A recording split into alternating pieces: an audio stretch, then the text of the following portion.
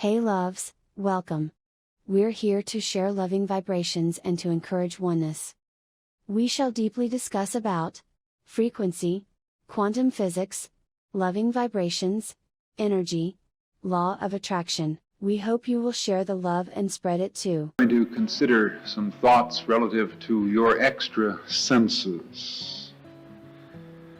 There's a great deal of interest today in fields of parapsychology and extrasensory perception and all sorts of paranormal phenomena.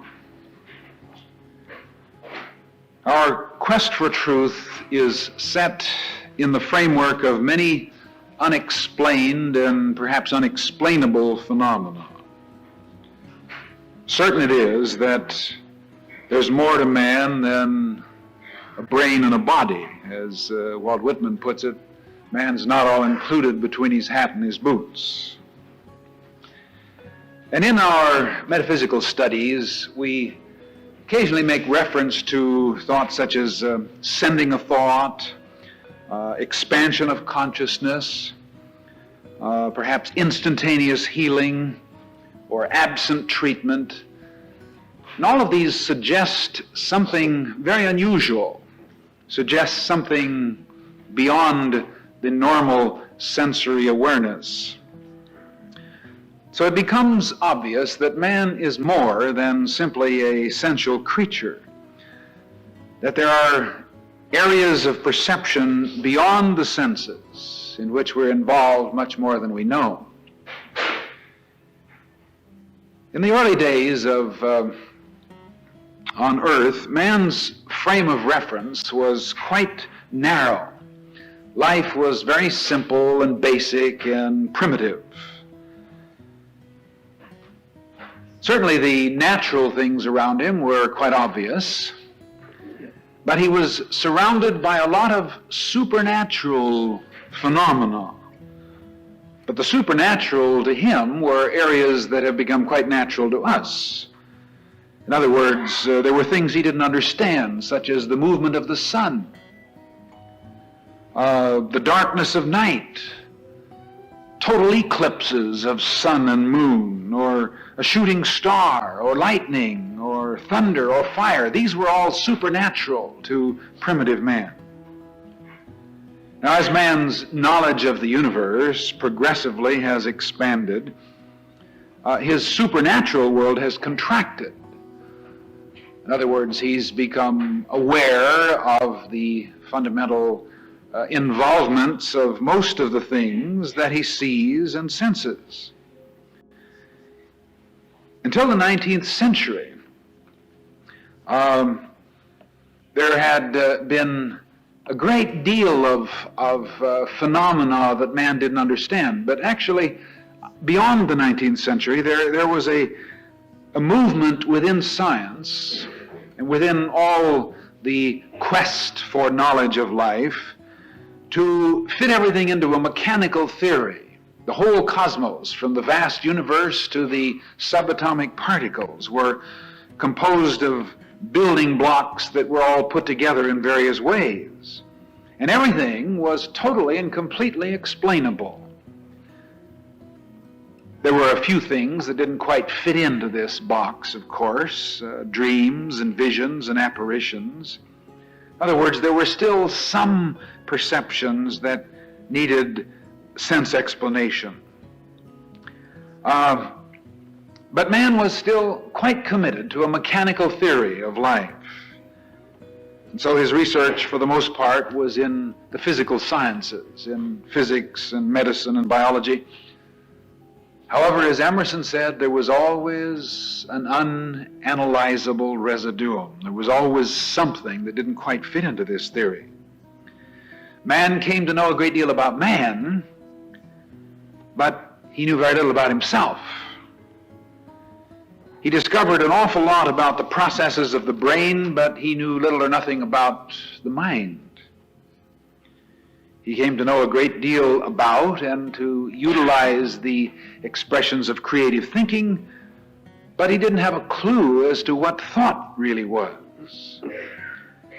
And so this led to a lot of what often were referred to as offbeat or at least unorthodox searching beyond physics into metaphysics, beyond the study of the senses into various studies of extrasensory perception or parapsychology or the paranormal and so forth.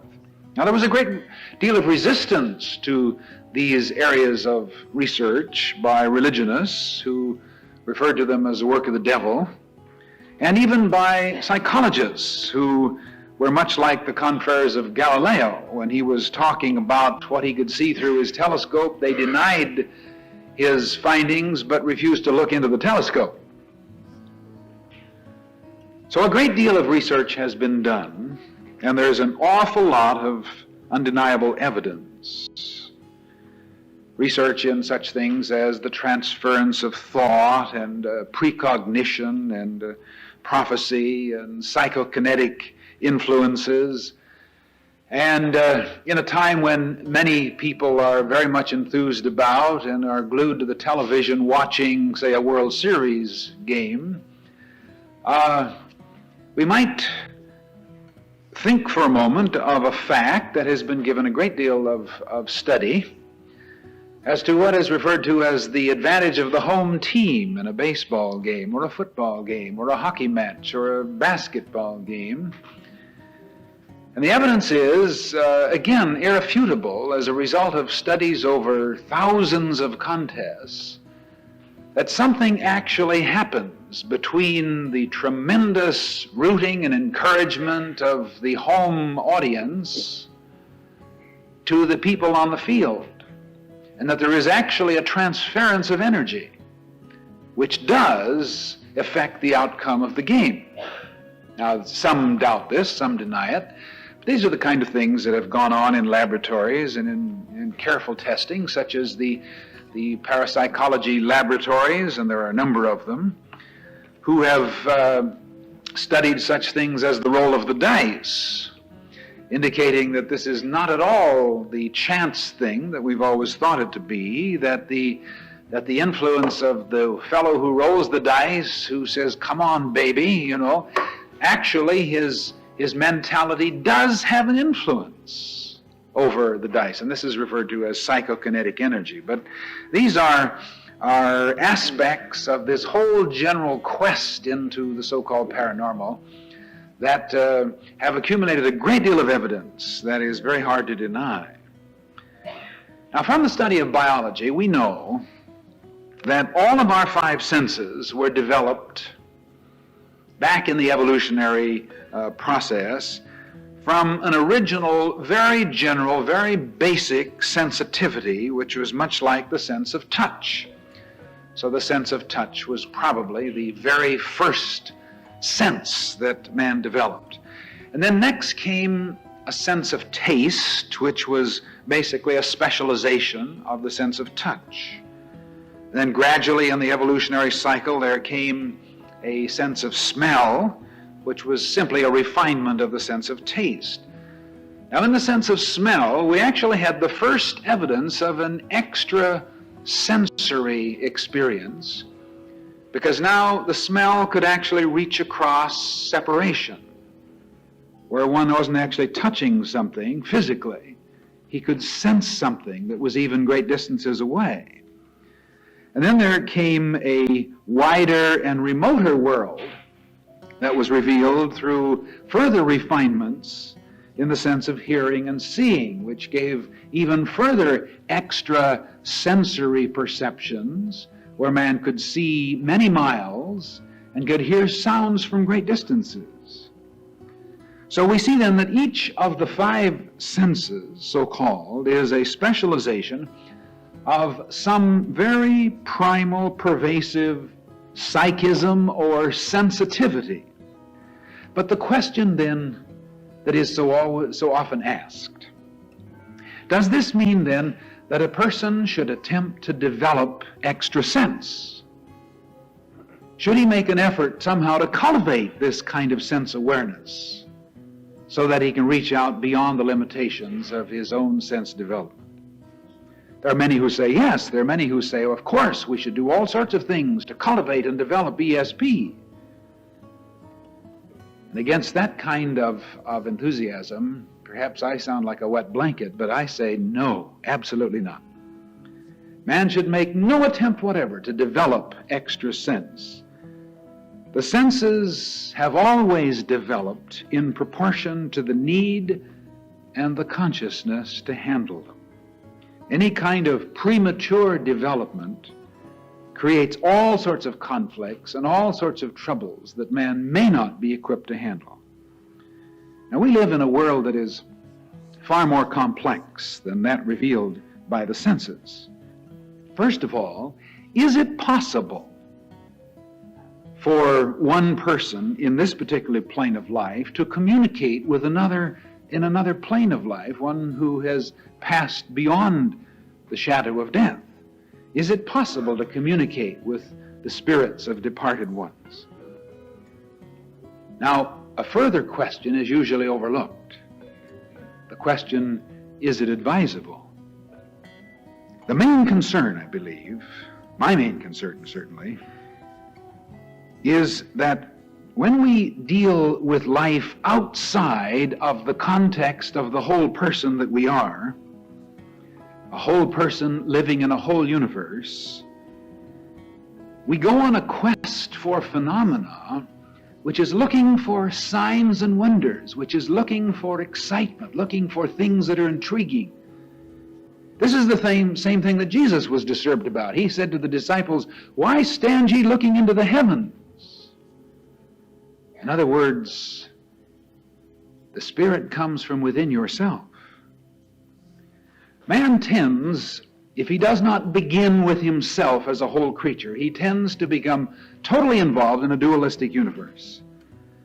So that he may study religion, he may study psychology, he may study psychic involvement, but always he's studying things out here that are separate from himself.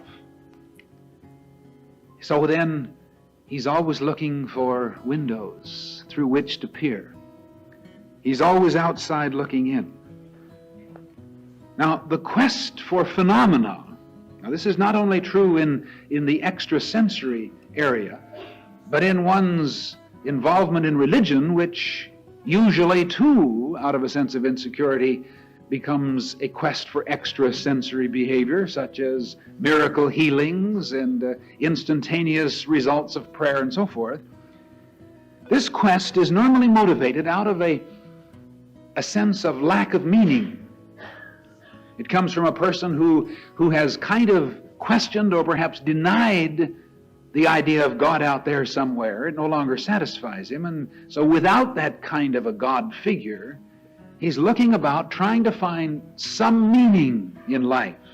And he looks everywhere and under everything and behind everything. He's looking for God. He's looking for truth. And this is especially true of the person who gets very much involved in the whole general field of psychic phenomena. But, and it's a very large but, as we say so often, the one thing a fish can never find is water. And the one thing a man can never find is God. Because, you see, man is the expression of God. God is not a person. God is a wholeness or an allness of which man is an eachness. Man cannot find God. Man can only get in tune with the depth of himself and let the God process express. And so if he begins at a point other than the awareness that he is the infinite process expressing as him, then he goes out titillating himself with all sorts of curious experiences and deluding himself that he's on the path of truth. Where, as a matter of fact, he's always running away from truth, because truth is at the depth of his own inmost self. Meaning is not to be found out there. And we say that in every area. You can't find meaning in a job. Meaning is only found in the consciousness of the person who does the job. You cannot find meaning in a religion. Meaning only comes when you get still and realize your oneness with the infinite, from which all theologies come. Meaning is not to be found in any phenomena. One may get very excited about seeing someone read minds or read fortunes or prophesy future events. But all of this, to a large extent, is an escape. It's a cover, it's a cop-out from the need to be still and find meaning within oneself, in one's own unique relationship.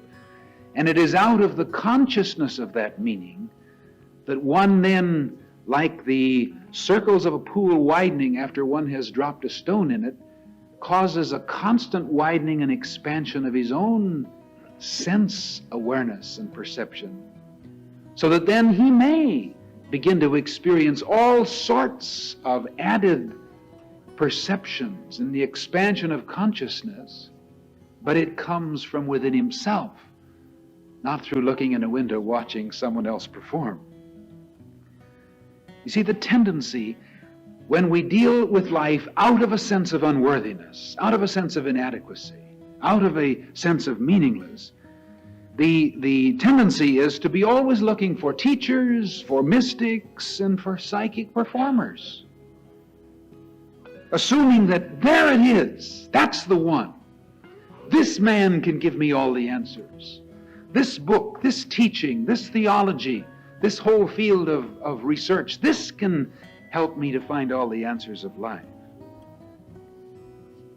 Certainly it's good to be on the quest, but I think it's important to remember what Jesus said: the kingdom of God cometh not with observation. It's neither here nor there. Lo, the kingdom of God is within yourself. We should be on the quest for insight and understanding, but we need a guide and a compass. And the guide and the compass, much as we've deluded ourselves that it is some outer thing, cannot be a holy book or a holy person or a great master or a psychic or some performer of extrasensory feats, exciting as these things can be. The only adequate guide or compass is what Jesus refers to as the Holy Spirit within, which shall reveal to you all the truth. Infinite intelligence specializing itself in us and as us in an inward realization. So the need is to contemplate the universe, certainly as a vast, infinite process. But instead of standing on the outside looking at the universe, as quite frankly the physical scientist normally does, looking through his telescope or his microscope, we need to get a more involved awareness of this and see ourselves at the center of the universe, where we can look out in all directions and see the universe as this tremendous, inexhaustible allness which has, for some reason beyond my knowing, seen fit to manifest itself as me. So I am an eachness within the allness of the universe. I am the universe slowed down in vibration to a point that becomes me. And now as I look out and study things, I always look from the center. I'm not looking out at the universe out there, but I'm looking out from a consciousness that is rooted in the center of the universe. And whatever I see that which essentially is simply an extension of me in a larger and larger vibration. And that means whether I'm looking through a telescope at some vast galaxy millions of light years away, or whether I'm looking through some extrasensory perception at some kind of spirit communication, I am seeing something that is an extension of my own inner reality. And if I know that, then I will never get lost. And I will never find myself so tied and chained to outer experiences and forces that I lose my sense of meaning and that I lose my own self-realization.